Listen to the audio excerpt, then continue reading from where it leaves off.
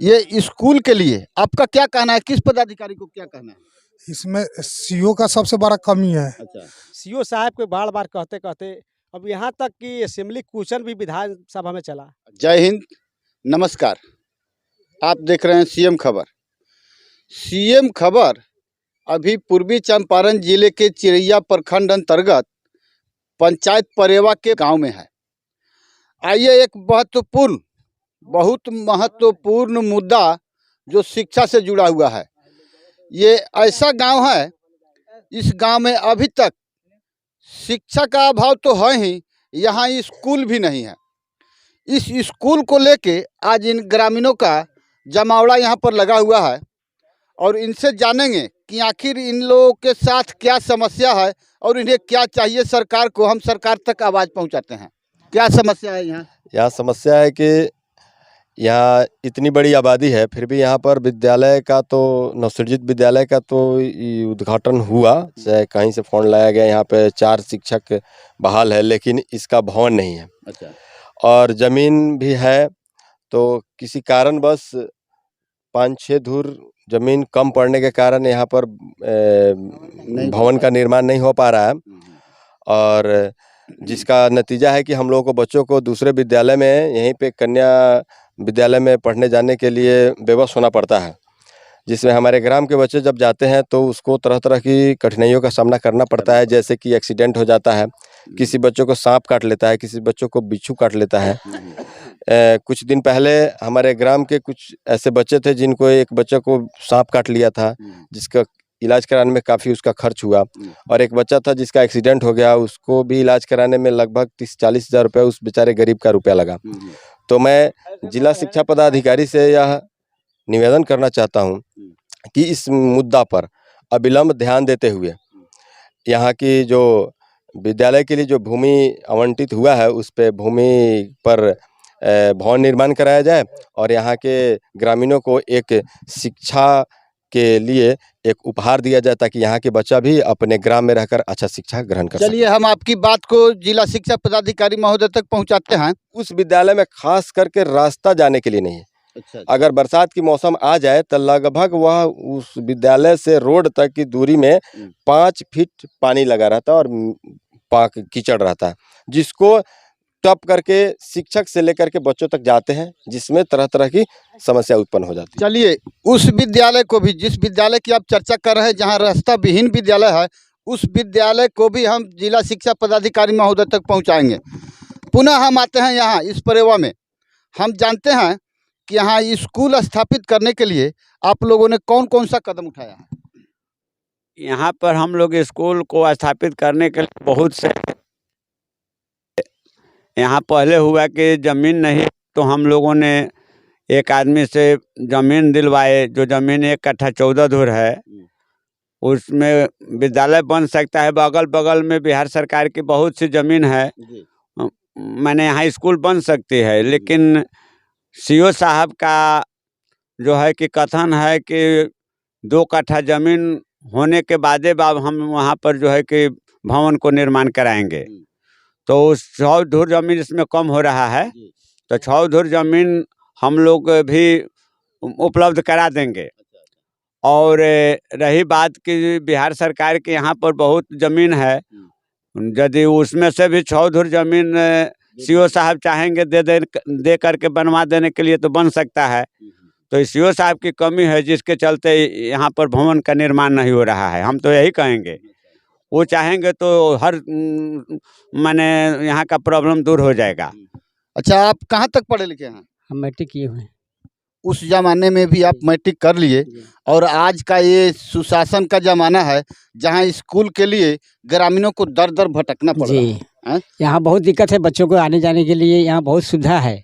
और जहाँ इस समय जो बच्चे वहाँ जो पढ़ने जाते हैं हमारा, वहाँ जाने आने के लिए बहुत दिक्कत है। और यहाँ हम लोगों ने बहुत मेहनत और कष्ट से दाता से ज़मीन दिलवाया, ज़मीन लिखवाया, और यहाँ आज तक भवन का निर्माण नहीं हुआ। यह सरकार की गलती है कि बच्चों को आज इतना दिक्कत हो रहा है। वहाँ सांप बिच्छू जाने में काट लेता है रास्ता में, और जहाँ स्कूल में पढ़ने बच्चे जाते हैं वहाँ भी रास्ता जाने की नहीं है। और हमारे यहाँ तो एकदम रोड बना हुआ है, अब बहुत सुविधा यहाँ बनने के कारण कि सरकारी भी ज़मीन बहुत यहाँ है। जब यहाँ पे सब लोग आके जिला से सब लोग चेक कर लिए ज़मीन पे, और चेक करने के बाद भी आज तक ये ज़मीन पे मोटा मोटी ये हमारा अंदाज से ये 13-14 का मीटर है। 13-14 से लेके अभी तक 3-4 बार इस पे ऑफिसर लोग चेक कर दिए, लेकिन अभी तक इस पे निर्माण नहीं बना है। तो ये सब लोगों को, जितने भी चिरैया प्रखंड का जो ऑफिसर लोग है, वो सब की गलती है इसमें। जो चेक करने आते भी है और ये इसको अभी तक निर्माण नहीं हुआ। और ये जहाँ पे यहाँ से 3-4 किलोमीटर बच्चे लोग पढ़ने जाते हैं, वहाँ पे सबसे बड़ा कठिनाई तो वहाँ पे रास्ता नहीं है। मोटा मोटी 4 गो खेत है, 200 से 250 मीटर लोगों को समझे खड्डे से होके जाना पड़ता है वो स्कूल में पढ़ने के लिए।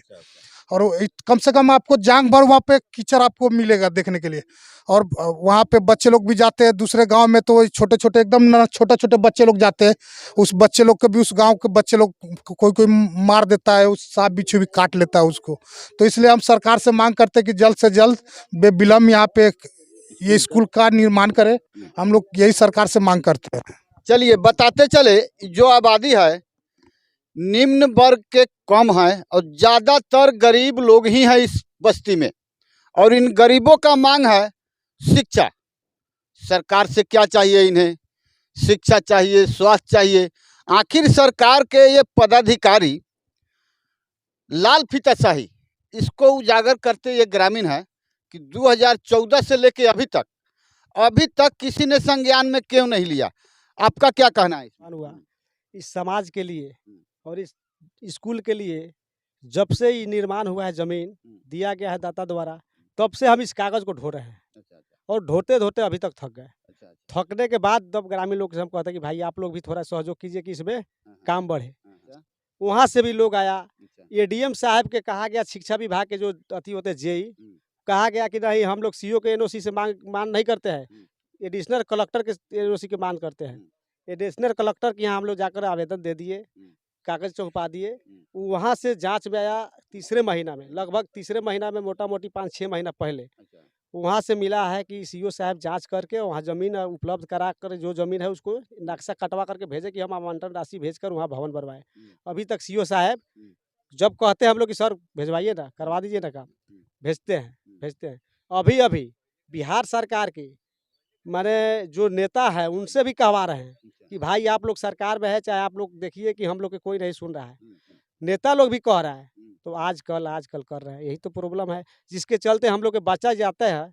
तो वो एक्सीडेंट भी हो चुका था इसके पहले, एक बच्चे को उसका कान के चदरा फट चुका था, उसमें भी लोग जा कर के चंदा वंदा देकर के उसे बचाया। वहाँ सांप बिच्छी ज़्यादा निकलता है जहाँ हमारा स्कूल चल रहा है। वहाँ के टीम जो आया था जिला से, उनको सब बताया गया है, सब वहाँ सबका फोटो हम लोग के पास रिकॉर्ड है। हम यही तो कहेंगे कि सीओ साहब आकर के जल्दी इसका नक्शा कटवावे, इसका रिपोर्ट करे कि हम लोग के भवन जल्दी बन जाए। बस एकमात्र अंचलाधिकारी महोदय के माध्यम से ही रुका हुआ? जी सर। वहाँ से तब डीएम साहब के यहाँ जब चिट्ठी आ गया तो यहाँ से रिपोर्ट जाएगा, तभी तो वो वहाँ कुछ करेंगे, वो लोग भेजेंगे। सुन लिया जाए चिरैया प्रखंड के अंचलाधिकारी महोदय जी, ये आरोप सीधे तमाम जनता आप पे लगा रही है। आप अविलंब इस मामले को, इस शिक्षा विभाग स्कूल के मामले को लेकर अविलंब इस पर कार्रवाई करें, ये हमारी आपसे अनुरोध है।